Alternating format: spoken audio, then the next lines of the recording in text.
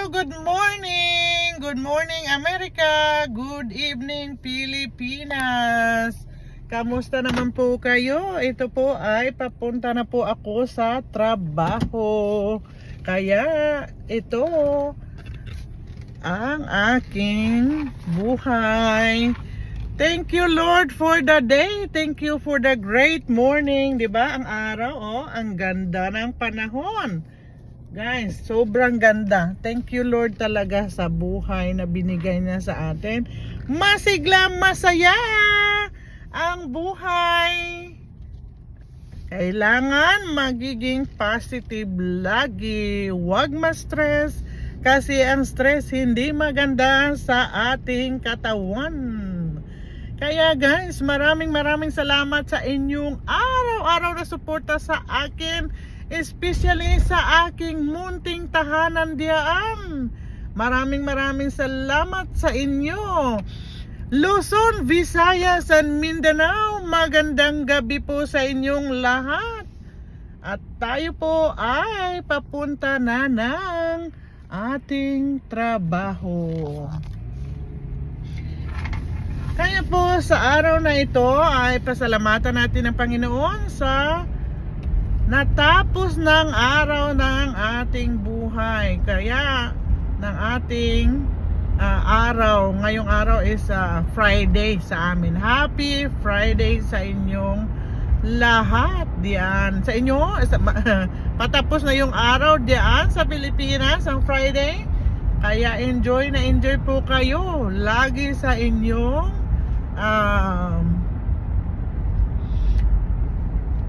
buhay. Kaya araw-araw lagi natin tandaan ay ang buhay ay maikli lamang.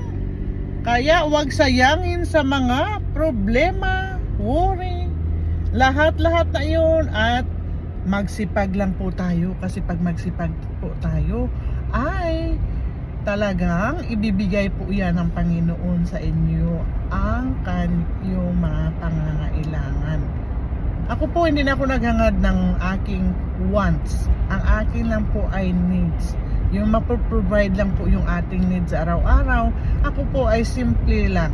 Simple lang talaga ang buhay. Kaya makakain lang tayo. Ako po, ang akin talagang life ay kumakain po ako ng 2 times a day. Kasi sa morning po, ang aking breakfast ay smoothies. Yung vegetable smoothies.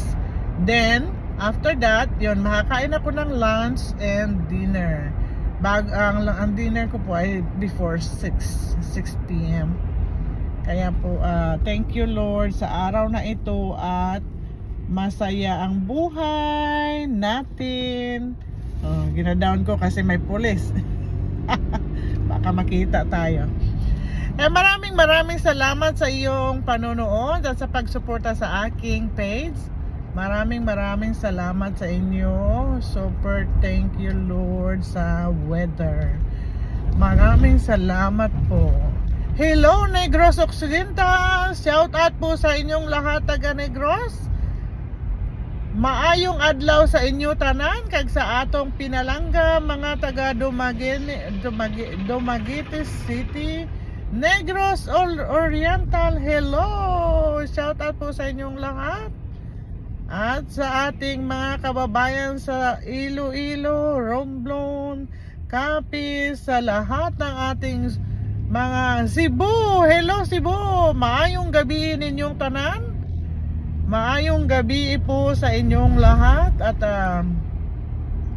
nawa po ipagpalain po kayo ng Panginoon sa ating mga supporters Cebu at saka sa Davao City, lahat ng sulok ng mundo na mayroon tayong naabutan ng ating video po. Mayroon tayo po sa Middle East, sa ating mga kababayang mga OFW. Maraming salamat sa inyo po, sa inyong panonood, sa inyong free time. Maraming salamat po sa inyo. Nawa po gabayan po kayo ng Panginoon sa araw-araw, especially po sa inyong mga trabaho. At sa inyong mga pamilya po, gabayan po kayo ng Panginoon. ang ating prayer na bigyan po tayo ng magandang kalusugan ng Panginoon para nga makapagtrabaho po tayo. Maraming salamat sa inyong lahat at araw-araw po ang prayer natin ay gabayan po tayo ng Panginoon. Kaya sobrang thankful ako dahil nakagising naman tayo ng malakas, masigla at masayahin kahit anong bagyo sa buhay. Kung masaya tayo, ang lahat ng ito ay mawawala. O diba? Wala, basta may Panginoon tayo sa buhay, wala tayong kinakatakutan. Lagi po kayo andiyaan ang Panginoon sa atin, kaya huwag kayong matakot. Kahit anong bagyo sa buhay, manalangin po tayo sa Kanya lagi. Have faith in God always, and He will do the rest sa ating mga plans. Entrust natin sa Kanya yung mga plans natin. You know, lahat ng mga plano ko sa buhay po ay binibigay ko po lahat sa Panginoon. Ang buhay ko po dito hindi mabilis, hindi madali. Kaya tandaan niyo po, ang ating buhay walang may ups and down talaga. Kaya lagi natin isipin, always positive lang tayo. Wag na natin isipin yung mga anik-anik dyan. Kaya ang atin niyang isipin talaga yung ating magiging future sa ating buhay. At saka preparado tayo lagi na magharap sa ating Panginoon kung siya po ay darating na. Kasi hindi natin alam, anytime soon, ang ganda ng ating di ba? Ang ganda ng ng mga puno. Dito po, gustong-gusto ko po dumaan dito dahil napaka-refreshing niya po. Very cool ang weather, ang mga beauty ba. Ang beauty ng kasi hindi nasa ilalim kami ng puno, para kang Reyna nagda-drive dito. O di ba? Feeling Reyna kasi andiyan ka sa ilalim ng mga puno. Kaganda, di ba? How great is our God sa iyang mga creation sa di ba? Ang ganda. Kaya God is good talaga. Sobrang tindi ng sikat ng araw. Kaya lagi natin pasalamatan ang Panginoon sa buhay natin, maliit man or malaki. At saka dapat po ay kontento tayo sa buhay natin. Kung ang buhay natin ngayon sinasabi natin na ay pangit or hindi maganda ang ating karanasan, isipin po natin na lahat po iyan ay may plano ang Panginoon. It means may purpose siya sa life natin kung bakit binigay niya po yan sa ating buhay. Kasi kung hindi niya, ibig sabihin kung ibinigay po yan sa atin ng Panginoon, ibig sabihin kaya natin. At saka ina-testing niya po yung ating mga faith, pananampalataya sa Kanya, kung bala totoo ka ba o hindi, kung ano ba talaga yung i-purify niya po yung faith natin. Kaya talagang binibigyan niya tayo ng something para nga through that experience po ay magiging courageous or strong tayo sa Kanya, di ba? Kaya lagi natin tandaan, ang buhay ay maiksi lamang. Huwag sayangin sa mga problema, sa mga chismis sa ating mag-asawa. Sa mag-asawa diyan sa atin sa Pilipinas, gawin natin yung best natin is to pag-help sa ating mga asawa. Tulungan po natin sila. Huwag maaga pa pupunta sa mga bahay-bahay kag maghalat chismis. Wow, ang ganda naman ng buhay nyo, sayang sa oras po. Huwag nyo sayangin ang iyong buhay sa mga chismis araw-araw. Kaya wala. Every minute sa aking buhay, ayaw ko masasayang. Kailangan may something akong gagawin na memorable, progressive, at saka hindi pwede sa akin na ambot lang sa aking buhay. Hindi ko alam kung Nakaupo ako siguro ito pagda-drive lang. Hindi ano sa akin ang upo-upo eh. Kasi pag sanay ka talaga sa trabaho, maano ka, kailangan magsipag. Sipagan mo talaga ang trabaho mo, sipag talaga at tiyaga talaga sa pagtrabaho. Kasi una best, tayong mga asawa na wala tayo ga trabaho sa opisina, wala tayo ga trabaho sa kung saan.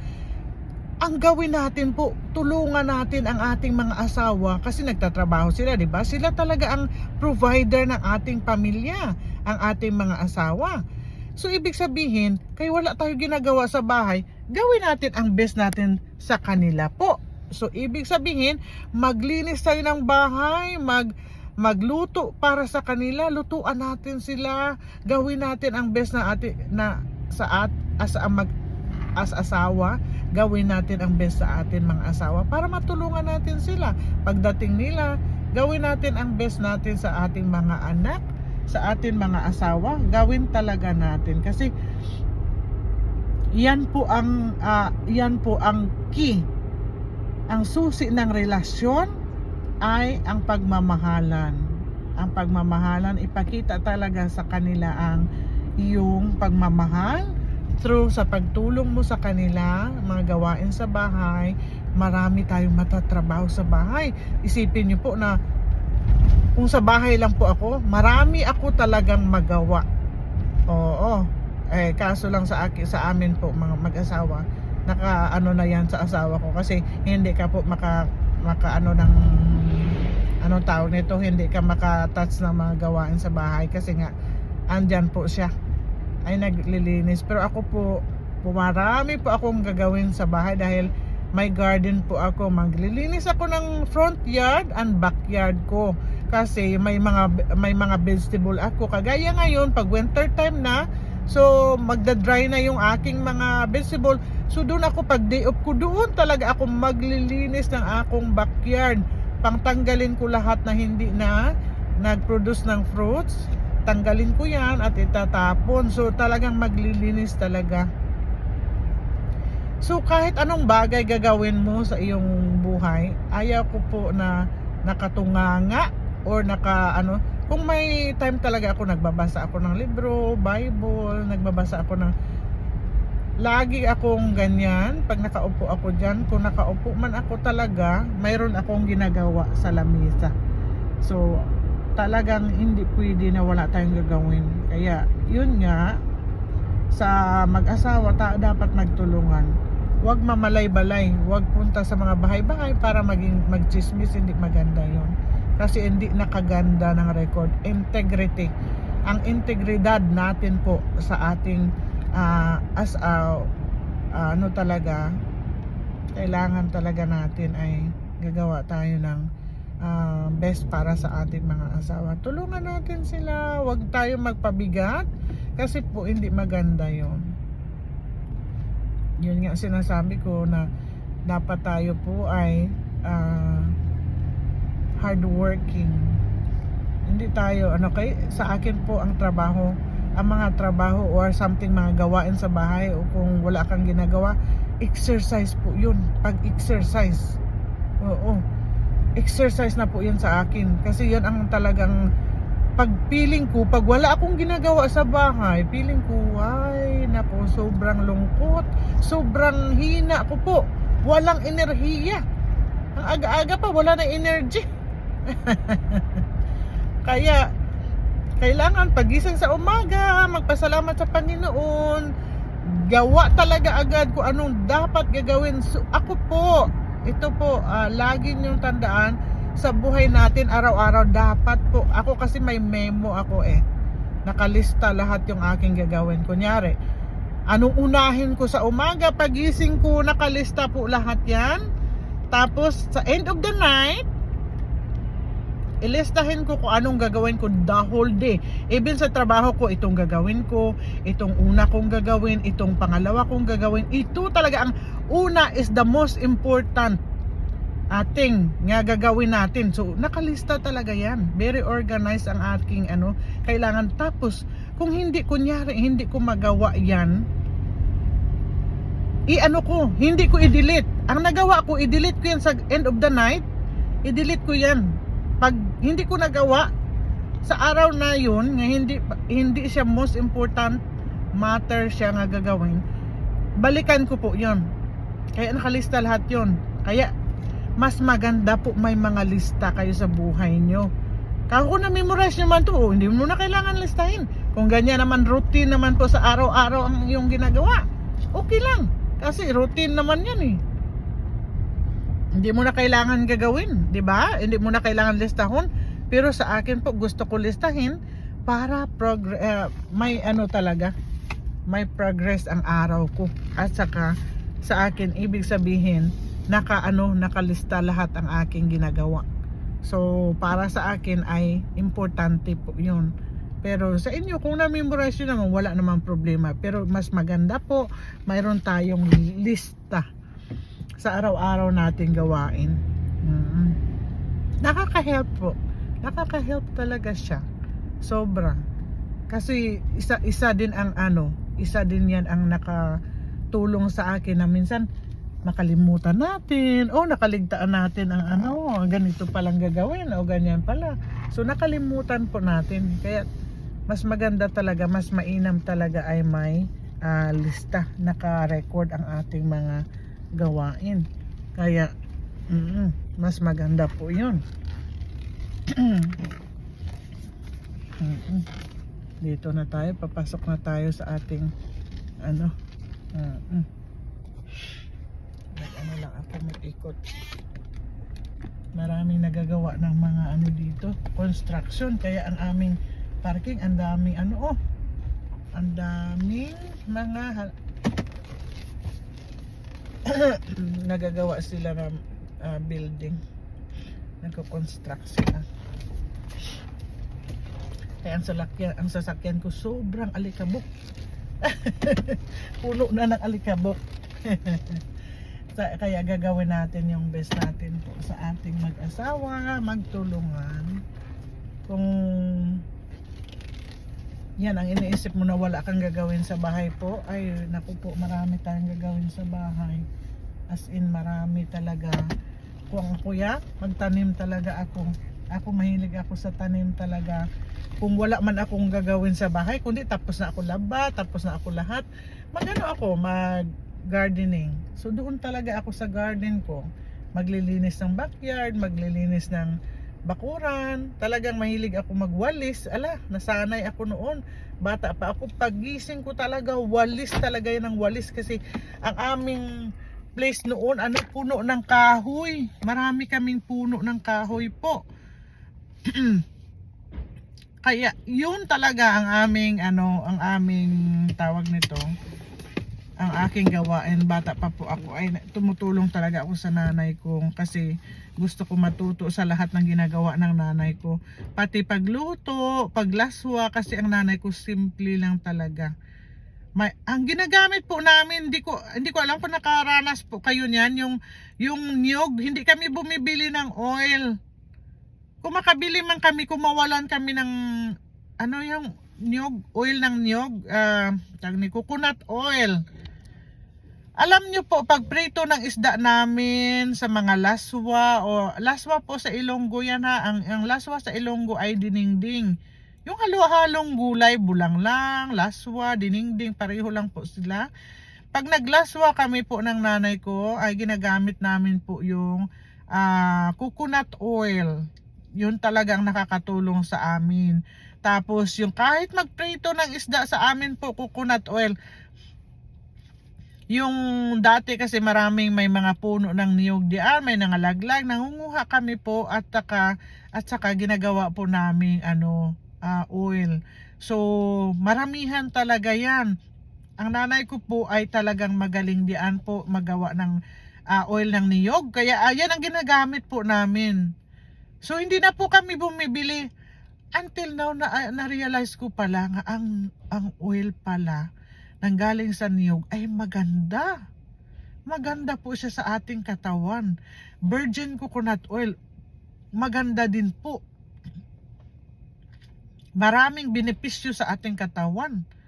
Kaya Yan po, ang aming buhay noon talagang ano talaga, very simple talaga siya pero gali.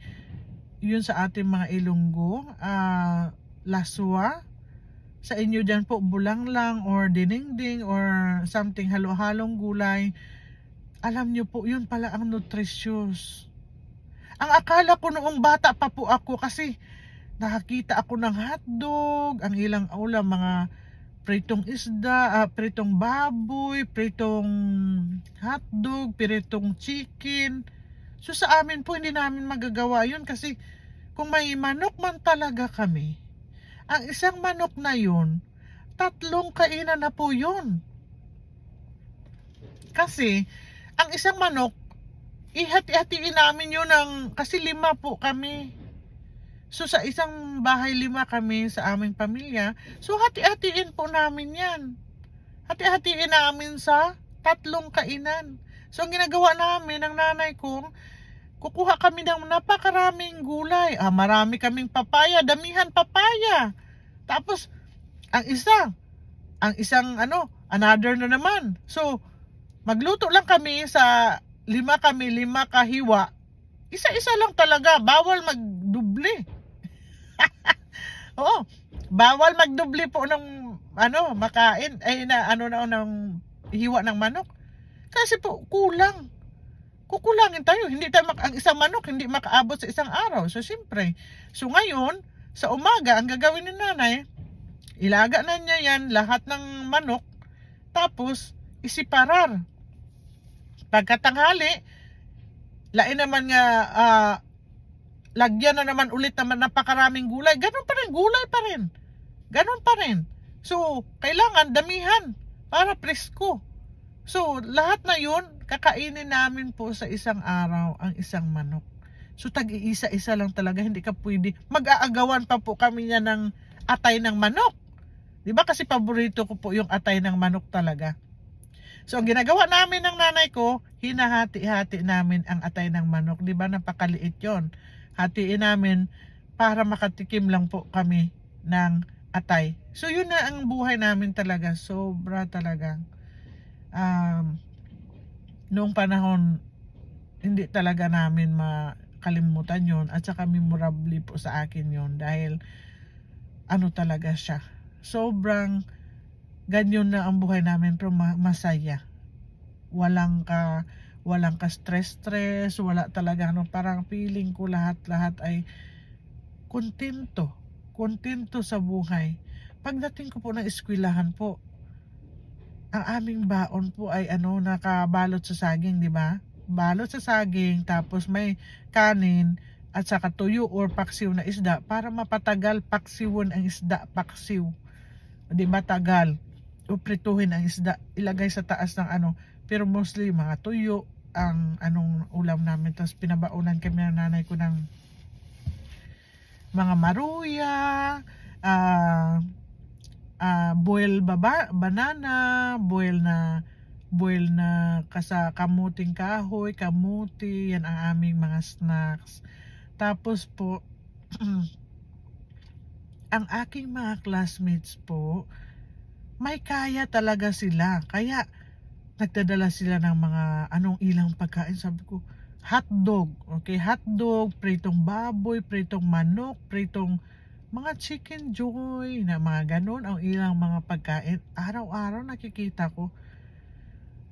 Sabi ko, nangarap talaga po ako. Tapos, hindi pa kami nakikita yan ang cake. Wala yan doon sa amin noon.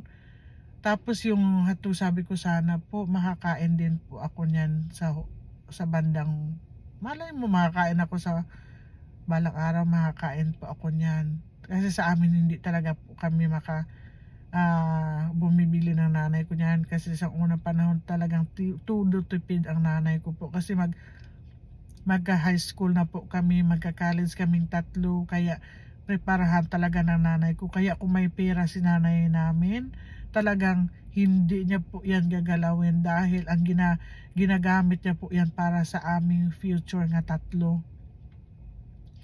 Guys, hindi naman kami mayaman, kaya ang aming buhay ganon. Kaya si nanay ko talaga bawal kami padalaan ng pera sa school. Kasi hindi dapat kami masanay sa pera. Hindi kami masanay na maghingi-hingi ng ano. Kaya kami kontento. Imagine mo po, high school po kami. Ang aming baon po ay 10 pesos. Ang pinakamalaki po ay 20 pesos. Tuwang-tuwa na po kami niyan sa 20 pesos noong araw. Kaya sa isang linggo po yun ha. Ano yun, plite namin noon. Kung makasakay kami, kung makaabutan namin yung sasakyan, 250 pesos. Kung hindi namin maabutan ang ano, nakasave talaga yan sa amin po. Sa 20 pesos or sa 15 or 10 piso na binigay sa amin ng nanay ko, kuhain mo doon ang 250 pesos. I-reserve mo yan pang pliti. Tapos, 750 na lang natira. So kasama kami ng mga cousin ko noon sa isang bahay, sa isang ano, gaamot-amot kami, ga-share kami ng ano, ng pagkain ba, ng ulam. So mag-amot-amot kami, ang gagawin namin yan. So, ang 5 pesos ko, iamot ko doon. Tapos, bibili kami ng napakaraming isda kag ipaksiw namin. Kag dagdadala na kami ng gulay galing sa bukid, papunta sa ano, sa isyu, sa bayan. Kasi doon ang eskwelahan namin eh. Yan ang naranasan po namin. Talagang ano talaga. Tipid na tipid po kami. Kaya yun ang akin talaga naranasan. Kaya hanggang paglaki ko po, hanggang ngayon po, budgeted talaga. Alam ko kung paano mag-budget. So, nalista lahat yun mayroon akong libro talaga. Sabihin nyo man sa akin na old fashion, na old school ako, yes. Because I know kag ang mga finances, kaya ngayon simula ng training ng nanay ko, kasi ang nanay ko ganun, nakalista lahat ang kanyang, may listahan talaga yan ang nanay ko. Ito ang para sa kay Inday, ito para kay Aileen, ito para kay ganito, kaya bunso namin, ito ganito. Ito yung ano niya sa isang buwan, magkano i-calcular na ng nanay ko. Tapos ito ang mga pagkain nila, itong pagkain namin, itong aming bibilhin, ganito. So, hanggang ngayon po, dalang-dala ko yan po. Dala ko yan dito. Mayroon po akong libro. Sa amin mag-asawa, mayroon kami mga credit card, no? Kami mag-asawa talaga, best pag-asawahay namin. Nag-agree po kaming dalawa na ang aming finances pareho sa pagdala ng nanay ko po. So ako po ang taga-budget. So ako ang taga-lista kung ano ang gagawin. Ako ang taga-lista. Ito po ang aking listahan. Ang asawa ko po ay siya po ang magbabayad. So ito yung mga listahan, so ganito, ganyan. So naka-record po yon. Naka-record sa kanya, naka-record sa akin, bibigyan ko siya ng listahan o either ite-text ko sa kanya, Han, this is what we need. Ito yung ating kailangan natin. Ito po, ang asawa ko po ay ang galing po. Siya po ang talaga ang aking tagabayad ng aming mga pangangailangan kada buwan-buwan. So hati talaga po kami sa trabaho sa amin kasi nga siya po ang sa bahay taga bayad ng mga bills, ako naman po ang taga-lista. Taga budget officer naman po tayo. Siya po ang sekretaryo ko po. Ako po ang budget officer. Kaya kaming dalaw nagtutulungan talaga. Kasi siya po ang gusto niya maglaba, maghugas ng plato, magwalis, maglinis ng bahay. Kaya yan ang gusto niya. So ako naman po outdoor. Ako naman naglinis sa harap ng bahay, ako naman naglinis sa likod ng bahay, sa mga gulayan ko at saka sa kabulaklakan ko diyan. So ako naman nagluluto ng sarili kong pagkain, siya naman po nagluluto ng sarili niyang pagkain. At saka po until now po ang aming pareho pa rin sa nanay ko po. Sa aming mag-asawa kasi ang tatay ko ganun din po. Ang tatay ko pag nabigay na sa nanay ko lahat ng sweldo niya po, si nanay na po bahala mag-budget. Bibigyan na lang po ni nanay si tatay ng kanyang pang kape-kape, pang ano-ano, kung ano lang mga anik-anik kung gusto niya. Yun lang po. Mga allowance ni tatay. Pero lahat po binibigay niya po kay nanay. So ganyan ang nangyayari sa amin mag-asawa ngayon. So talagang isa ang amin lahat.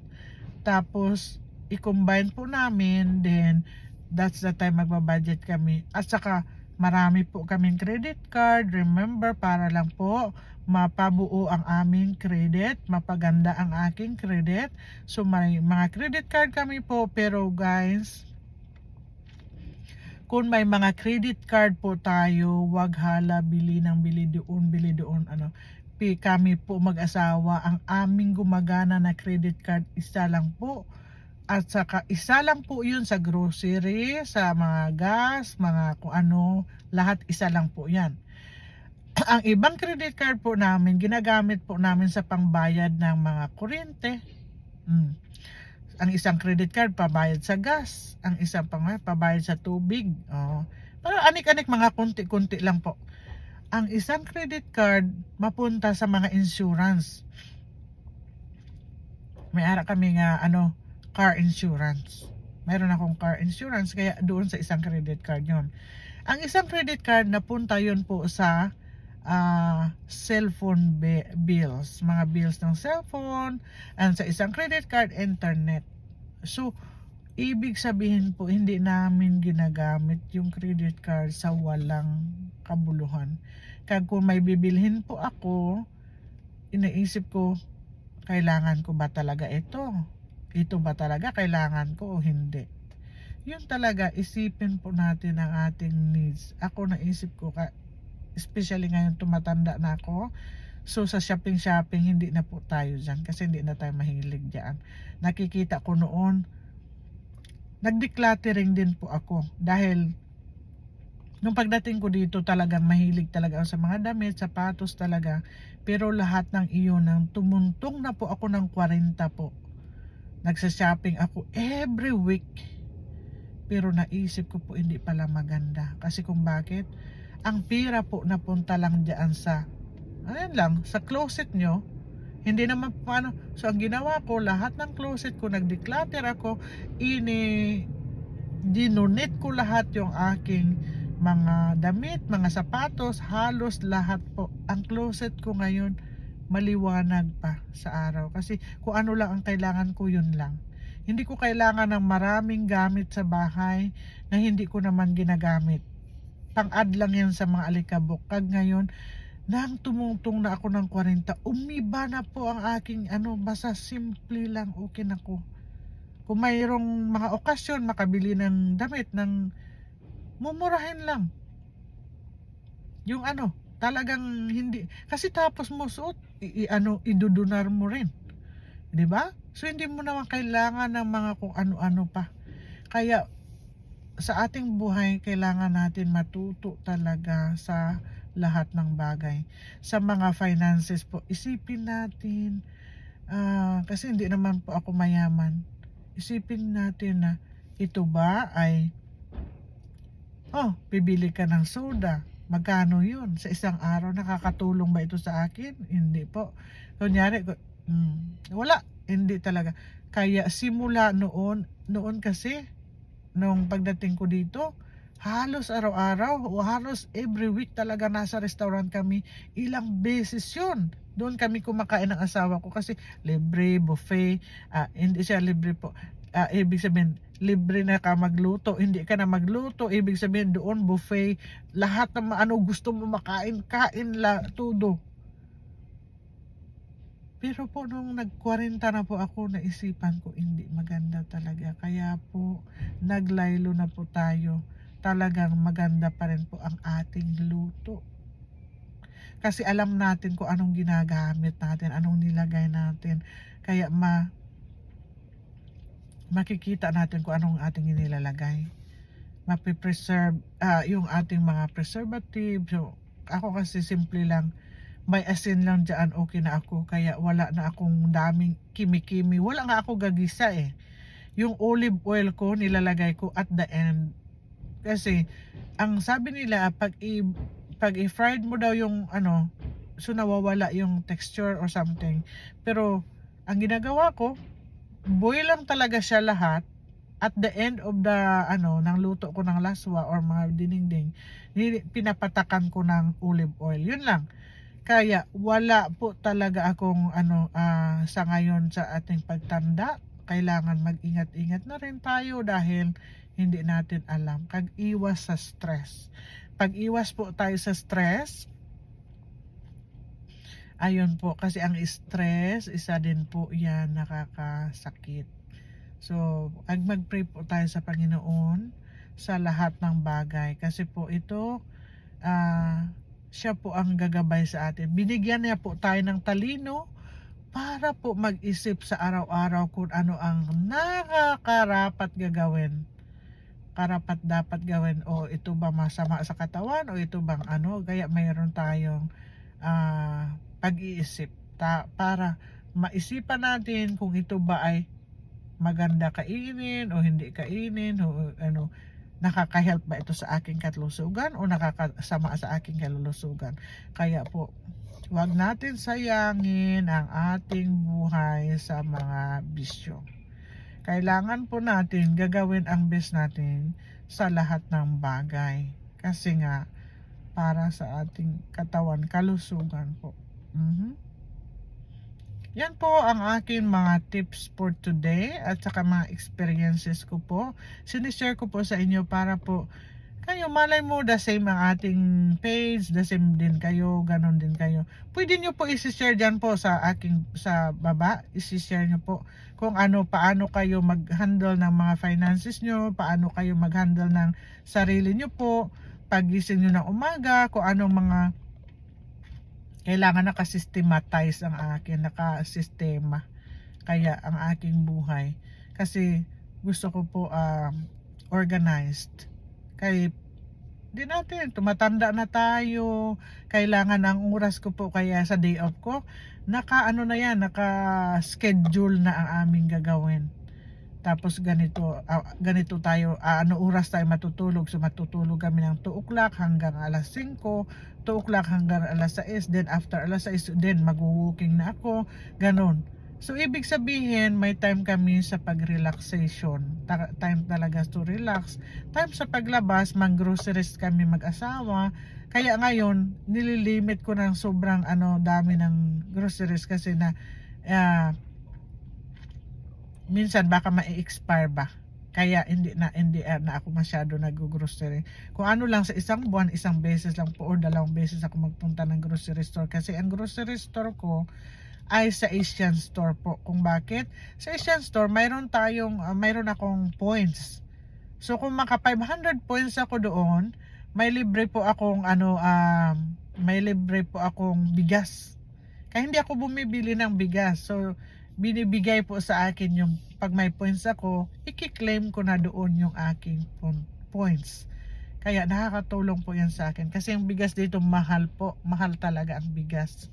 Kaya nakaka-help sa akin talaga ang bigas talaga. Kaya kumakain tayo ng bigas once a day. Minsan once a day or twice a day, kaunti lang po. Naglilis na po ako ng ating ng ating rice. Iwas-iwas sa mga soda, iwas-iwas sa mga mayroon tayong tubig, kayo ng sa mga mineral water, sa bahay meron tayong